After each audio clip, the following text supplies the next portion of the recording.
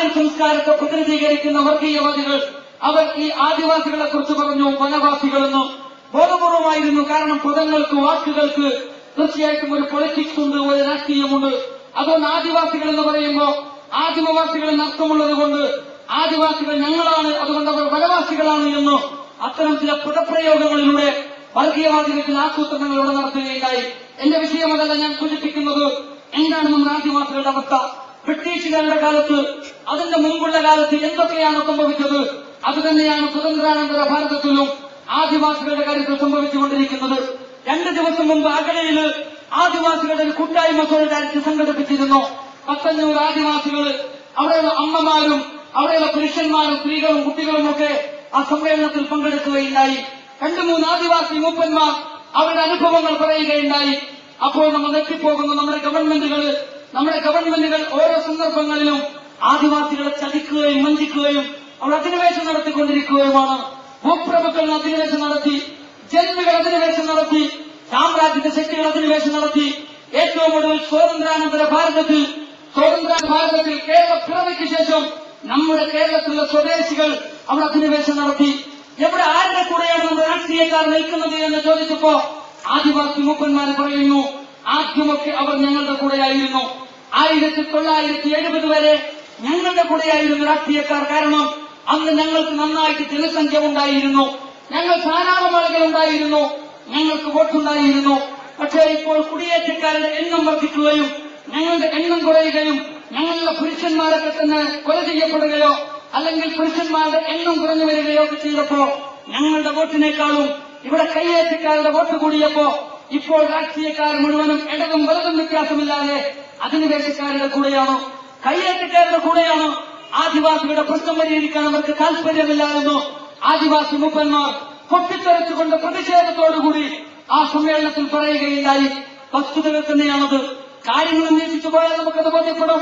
നിങ്ങൾ ആലോചിച്ച് നോക്കൂ, നമ്മുടെ ഒരു ജനാധിപത്യ ഗവൺമെന്റില് കാട്ടിൽ ജീവിച്ചുകൊണ്ടിരിക്കുന്ന പാവപ്പെട്ട ആദിവാസികൾ തങ്ങൾക്ക് ജീവിക്കാൻ വേണ്ടി 1 സെന്റ് ഭൂമി തരുമോ, 3 സെന്റ് ഭൂമി തരുമോ എന്ന് ചോദിച്ചപ്പോ എന്താണ് നമ്മുടെ ഗവൺമെന്റ് ചെയ്തത്?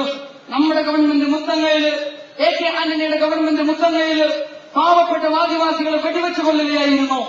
ജോഗി എന്ന് പറയുന്ന ഒരു പാവപ്പെട്ട ആദിവാസി നമ്മുടെ പോലീസിന്റെ വെടിവെച്ച് മരിച്ചു. എന്തിനായിരുന്നു നമ്മൾ ആദിവാസിയെ വെടിവെച്ചു കൊന്നത്?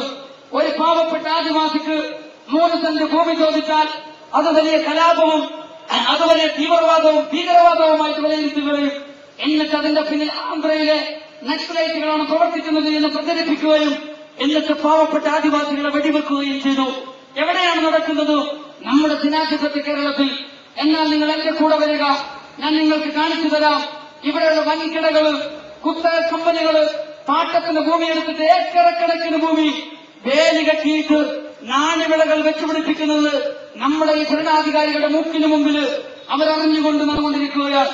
നിങ്ങളുടെ തൊട്ടടുത്ത് മൂന്നാറിൽ നിങ്ങൾ പോയി നോക്ക്. മൂന്നാറിൽ നിന്ന് കുടിയേറിപ്പാർത്ത ആര്യൻ സംസ്കാരത്തെ പ്രതിനിധീകരിക്കുന്ന വർഗീയവാദികൾ അവർ ഈ ആദിവാസികളെ കുറിച്ച് പറഞ്ഞു വനവാസികളെന്ന്. ബോധപൂർവമായിരുന്നു. കാരണം പദങ്ങൾക്ക് വാക്കുകൾക്ക് തീർച്ചയായിട്ടും ഒരു പൊളിറ്റിക്സ് ഉണ്ട്, ഒരു രാഷ്ട്രീയമുണ്ട്. അതുകൊണ്ട് ആദിവാസികൾ എന്ന് പറയുമ്പോൾ ആദിമവാസികൾ അർത്ഥമുള്ളത് കൊണ്ട് ആദിവാസികൾ ഞങ്ങളാണ്, അതുകൊണ്ട് അവർ വനവാസികളാണ് എന്ന് അത്തരം ചില പദപ്രയോഗങ്ങളിലൂടെ വർഗീയവാദികൾ ആസൂത്രണങ്ങളിലൂടെ നടത്തുകയുണ്ടായി. എന്റെ വിഷയം അതല്ല ഞാൻ സൂചിപ്പിക്കുന്നത്. എന്താണ് നമ്മുടെ ആദിവാസികളുടെ അവസ്ഥ? ബ്രിട്ടീഷുകാരുടെ കാലത്ത്, അതിന്റെ മുമ്പുള്ള കാലത്ത് എന്തൊക്കെയാണ് സംഭവിച്ചത് അതുതന്നെയാണ് സ്വതന്ത്രാനന്തര ഭാരതത്തിലും ആദിവാസികളുടെ കാര്യത്തിൽ സംഭവിച്ചുകൊണ്ടിരിക്കുന്നത്. 2 ദിവസം മുമ്പ് അകലയിൽ ആദിവാസികളുടെ ഒരു കൂട്ടായ്മ സോളിഡാരിറ്റി സംഘടിപ്പിച്ചിരുന്നു. 500 ആദിവാസികൾ, അവിടെയുള്ള അമ്മമാരും അവിടെയുള്ള പുരുഷന്മാരും സ്ത്രീകളും കുട്ടികളും ഒക്കെ ആ സമ്മേളനത്തിൽ പങ്കെടുക്കുകയുണ്ടായി. 2-3 ആദിവാസി മൂപ്പന്മാർ അവരുടെ അനുഭവങ്ങൾ പറയുകയുണ്ടായി. അപ്പോൾ നമ്മൾ എത്തിപ്പോകുന്നു. നമ്മുടെ ഗവൺമെന്റുകൾ ഓരോ സന്ദർഭങ്ങളിലും ആദിവാസികളെ ചതിക്കുകയും വഞ്ചിക്കുകയും അവർ അധിനിവേശം നടത്തിക്കൊണ്ടിരിക്കുകയുമാണ്. ഭൂപ്രഭുക്കൾ അധിനിവേശം നടത്തി, ജന്മികൾ അധിനിവേശം നടത്തി, സാമ്രാജ്യത്തെ ശക്തികൾ അധിനിവേശം നടത്തി. ഏറ്റവും ഒടുവിൽ സ്വാതന്ത്ര്യാനന്തര ഭാരതത്തിൽ കേരള പിറവിക്ക് ശേഷം നമ്മുടെ കേരളത്തിലെ സ്വദേശികൾ അവർ അധിനിവേശം നടത്തി. എവിടെ ആരുടെ കൂടെയാണ് നമ്മുടെ രാഷ്ട്രീയക്കാർ നിൽക്കുന്നത് എന്ന് ചോദിച്ചപ്പോ ആദിവാസി മൂപ്പന്മാർ പറയുന്നു, ആദ്യമൊക്കെ അവർ ഞങ്ങളുടെ കൂടെയായിരുന്നു. 1970 വരെ ഞങ്ങളുടെ കൂടെയായിരുന്നു രാഷ്ട്രീയക്കാർ. കാരണം അന്ന് ഞങ്ങൾക്ക് നന്നായിട്ട് ജനസംഖ്യ ഉണ്ടായിരുന്നു, ഞങ്ങൾ ധാരാളം ആളുകൾ ഉണ്ടായിരുന്നു, ഞങ്ങൾക്ക് വോട്ടുണ്ടായിരുന്നു.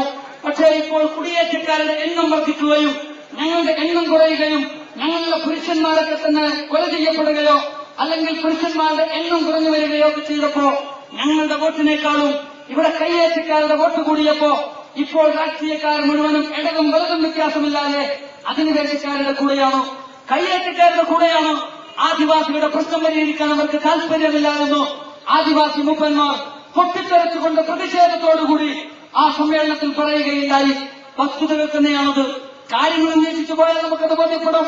നിങ്ങൾ ആലോചിച്ച് നോക്കൂ, നമ്മുടെ ഒരു ജനാധിപത്യ ഗവൺമെന്റില് കാട്ടിൽ ജീവിച്ചുകൊണ്ടിരിക്കുന്ന പാവപ്പെട്ട ആദിവാസികൾ തങ്ങൾക്ക് ജീവിക്കാൻ വേണ്ടി 1 സെന്റ് ഭൂമി തരുമോ 3 സെന്റ് ഭൂമി തരുമോ എന്ന് ചോദിച്ചപ്പോ എന്താണ് നമ്മുടെ ഗവൺമെന്റ് ചെയ്തത്?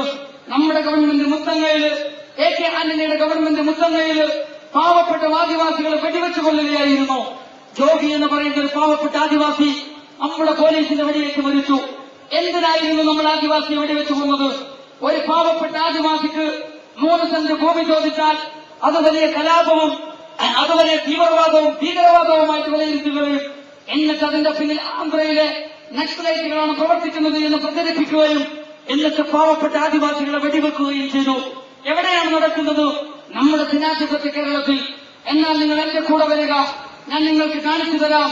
ഇവിടെയുള്ള വൻകിടകള്, കുത്തക കമ്പനികള് പാട്ടത്തിന് ഭൂമി എടുത്തിട്ട് ഏക്കറക്കണക്കിന് ഭൂമി വേലി കെട്ടിയിട്ട് നാണ്യവിളകൾ വെച്ചുപിടിപ്പിക്കുന്നത് നമ്മുടെ ഈ ഭരണാധികാരികളുടെ മൂക്കിന് മുമ്പിൽ അവരറിഞ്ഞുകൊണ്ട് നടന്നുകൊണ്ടിരിക്കുകയാണ്.